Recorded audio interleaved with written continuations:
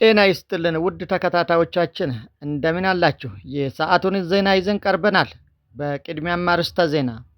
በአዲስ አበባና በብዙ የክልል ከተሞች የነዳጅ እጥረት ማጋጠሙን አሽከርካሪዎች ተናግረዋል። ተጨማሪ አለን። በኢትዮጵያ የሰባተኛው ሀገር አቀፍ ምርጫ የመራጮች ምዝገባ ነገ የካቲት 28 እንደሚጀመር ተገልጿል። ተጨማሪ ይዘናል። ወደ ውጭ ዜና ስናልፍ አሜሪካና እስራኤል ተጣምሮ ኢራን ላይ የከፈቱት ጦርነት ዛሬ ለስድስተኛ ቀን ቀጥሎ ውለዋል። ዛሬ ለስድስተኛ ቀን የቀጠለው ጦርነት ብዙ ከሳራና ጉዳት ማድረሱ እየተዘገበ ነው።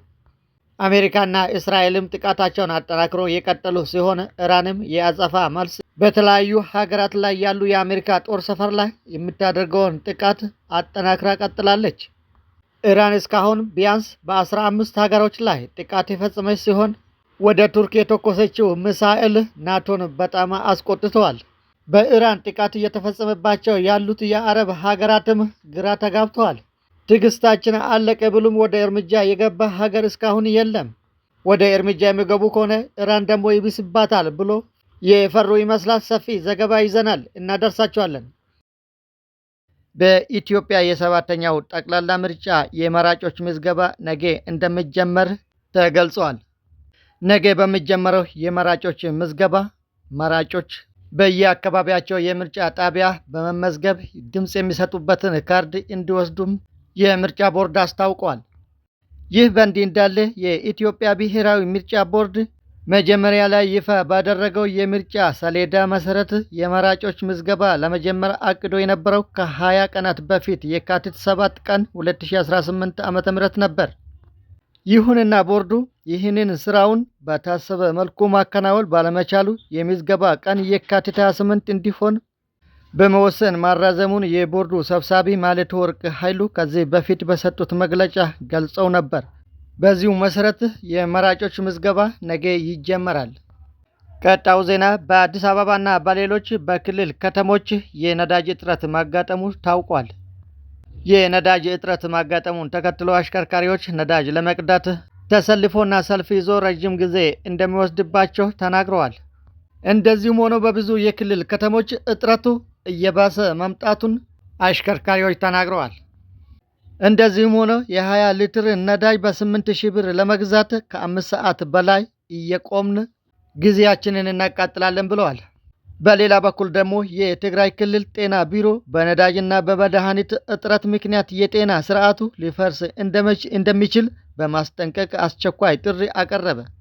በዚሁ መሰረት የትግራይ ጊዜያዊ አስተዳደር ጤና ቢሮ ለሰብአዊ ረድኤት አጋሮች፣ ለለጋሾች፣ ለተባበሩት መንግስታት ድርጅት ተቋማት፣ ለኤምባሲዎች እና ለዓለም አቀፍ የጤና ተቋማት ባስተላለፈው አስቸኳይ ጥሪ በክልሉ ያለው የጤና ስርዓት በከፍተኛ የነዳጅ እጥረት፣ የመድኃኒት አቅርቦት መቋረጥ እና እየጨመረ በመጣው የፋይናንስ ገደብ ምክንያት ሙሉ በሙሉ ሊቆም እንደሚችል አስጠነቀቀ። ወደ ውጭ ዜና ስናልፍ አሜሪካና እስራኤል ተጣምሮ ኢራን ላይ የጀመሩት ጦርነት ዛሬ ለስድስተኛ ቀን ቀጥሎ ውለዋል። አሜሪካና እስራኤል ጥቃቱን አጠናክሮ የቀጠሉ ሲሆን ኢራንም አጸፋዋን አጠናክራ ቀጥላለች። ብዙ ሚሳኤሎችን ወደ ተለያዩ ሀገራት በመተኮስ ጥቃት እያደረሰች ነው። ጦርነቱ አድማሱን እያሰፋ ይመስላል። ይህ ደግሞ በጣም አሳስበዋል። ስለ ጦርነቱ ብዙ እየተባለ ነው። ለሁሉም እንደሚከተለው ጥንክሩን ይዘነዋል። ኢራን ቱርክ ላይ ጥቃት መፈጸሟ ሲነገር የሰሜን አትላንቲክ ጦር ቃል ኪዳን ድርጅት ኔቶ የኢራንን ድርጊት በጽኑ አውግዟል። ኢራን የኔቶ አባል ሀገር ቱርክን ኢላማ ያደረገ ጥቃት መፈጸሟን ተከትሎ አፍታም ሳይቆይ ነው ኔቶ መግለጫ ያወጣው። የኢራንን ድርጊት በጽኑ በማውገዝ አንድ አባል ሀገር ላይ የሚፈጸም ጥቃት ሁሉም አባላት ላይ እንደተፈጸመ ይቆጠራል በሚለው የተቋሙ መርህ መሰረት ምላሽ ለመስጠት ዝግጁ ነኝ ብሏል ኔቶ። በሌላ አነጋገር ኢራን ዳግም ቱርክ ላይ እጇን ካነሳች ከ32 የኔቶ አባል ሀገሮች ጋር ትጋጫለች ማለት ነው። ይሄ ደግሞ ለኢራን መንግስት እጅግ አደገኛ ነው ይላሉ ተንታኞች። በቱርክ ላይ የተፈጸመው ትንኮሳም በፍጹም ስልታዊነት ወይም ደግሞ ብልህነት የጎደለው ተግባር ነው ብለዋል። አክለው የኢራን ሚሳኤል የቱርክ አየር ክልል ጥሶ ሲገባም በኔቶ ኃይል ተመቶ መውደቁ ተገልጧል። ጥቃቱን ተከትሎ ቱርክ በሀገሯ የሚገኙ የኢራን አምባሳደርን ጠርታ ማነጋገሯን ዘገቦች አመልክተዋል። ሳውዲ አረቢያ ወጪና ገቢ የአውሮፕላን በረራዎች ማቆሟን ስታስታውቅ ኦማን በኢራን ሚሳኤል ከተመታ ዕቃ ጫኝ መርከብ 24 ሰዎች ማዳኗ ይነገራል። ኢራን በዘጋችው የሆርሙዝ ባህር ወሽመጥ አቅራቢያ በመገኘቱ የተመታው ይኸው የኦማን መርከብ ሰራተኞች በሙሉ ለጥቂት መትረፋቸውን ዘገቦች አመልክተዋል። 5ኛ ቀኑን የያዘው የኢራን ጦርነት ተባብሶ ሲቀጥል ኢራን በአካባቢው ሀገሮች ላይ የሊባኖስ ሄዝቦላህ ደግሞ ወደ እስራኤል ሚሳኤል ሲተኩሱ ውለዋል። የአሜሪካ መከላከያ ሚኒስትርና ሌሎች ወታደራዊ አዛዦች ዕለታዊ መግለጫም አመሻሽ የሰጡ ሲሆን የኢራንን ባህርና አየር ክልል ሙሉ በሙሉ መቆጣጠራቸውን ገልጸዋል። የኢራን የሚሳኤልና የኒውክሌር ጣቢያዎች ክፉኛ መመታታቸውን የገለጹት የአሜሪካ መከላከያ ሚኒስትር ፒት ሄግሴት በቀጠናው ከነበረ የአሜሪካ ሰራዊት 90 በመቶ ጦርነቱ ከመጀመሩ በፊት ከአካባቢው ለቆ እንዲወጣ መደረጉን አመልክተዋል። የኢራን አገዛዝ አብቅቶለታል ብለዋል ሚኒስትሩ። የእስራኤልን ወታደራዊ ብቃት ያደነቁት ሚኒስትሩ እስራኤልን ታማኝና የማትናወጥ የአሜሪካ አጋርና ወዳጅ ናት ሲሉ አሞካሽተዋል። የባሕረ ሰላጤው አረብ ሀገሮች በኢራን ላይ ጥቃት ለመክፈት ከጫፍ መድረሳቸውን አመላክተዋል። ሀገሮቹ እስካሁን የኢራንን የጸባጫሪነት ጥቃት እየተከላከሉ መቆየታቸውንና አሁን ግን ትዕግስታቸው እያለቀ ነው ብለዋል። የአሜሪካ መከላከያ ሚኒስትር በሌላ በኩል በስሪላንካ ባህር ዳርቻ የአሜሪካ ኃይል የኢራን የጦር መርከብ ማስጠሙንና ከ80 በላይ ሰዎች መሞታቸውን ሚኒስትሩ ጠቅሰዋል። በኢራን ጦር መርከብ ላይ የተፈጸመው ይሄው ጥቃት ከሁለተኛው ዓለም ጦርነት ወዲህ የመጀመሪያ ነው ብለዋል። የስሪላንካ ባለሥልጣናትም በጥቃቱ 80 ሰዎች መሞታቸውንና ከ30 የሚልቁ መቁሰላቸውን አረጋግጠዋል።